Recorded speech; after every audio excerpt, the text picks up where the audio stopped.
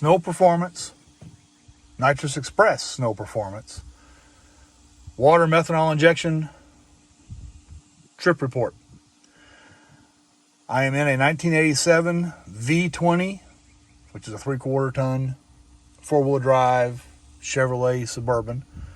Have a 6.5 GEP engine, Humvee pullout, with a Banks turbo kit. I have my boost, EGT, engine oil, radio, transmission controller, and my Snow Performance controller. So I have 2 boost gauges, this one and the controller.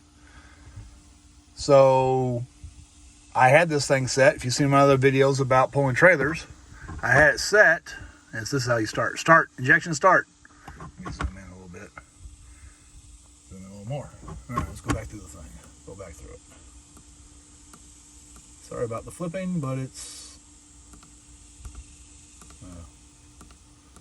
get 2 injection on. Okay. That's the home screen. No problem.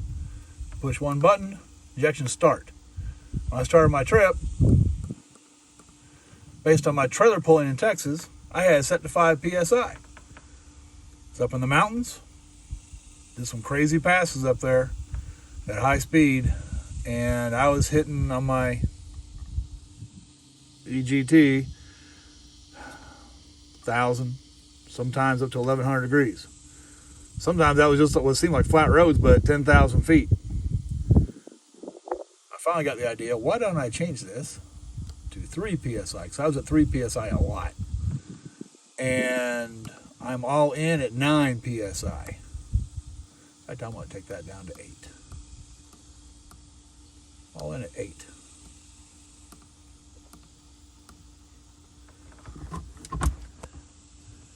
So I was on at 5, all in at 9, the first 2,000 miles of my trip. I changed it to in at 3, all in at 9. Oh yeah, the first 2,000 miles of the trip, I used maybe 2 gallons of water mixed with, I think, one maybe 2 gallons of the 20 below blue methanol washer fluid.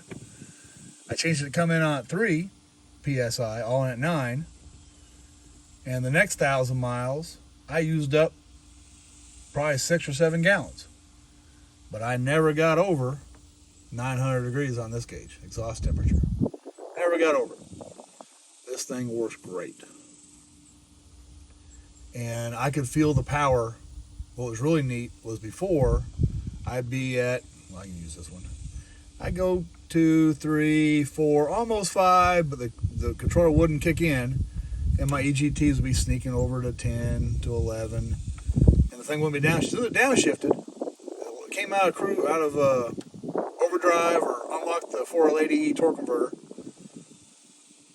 This would start pumping in at 5 or 6 or 7 PSI, and EGTs would stay where they were and start going down around 850 to 9. As soon as I switched it, let me get out of the zoom. As soon as I switched it to in at 3, I was getting... the injection was coming in. I'd hit 750 to 8, sometimes 850. Still in overdrive, locked up torque converter.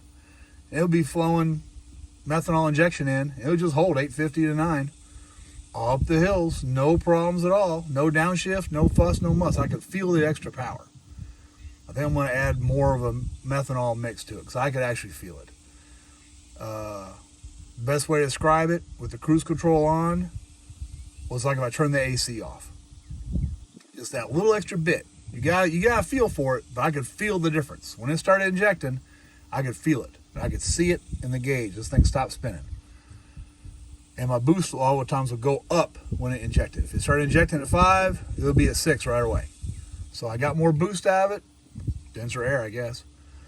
And anyway, just a bit of a review on the Snow Performance and how easy it is to set up the controller.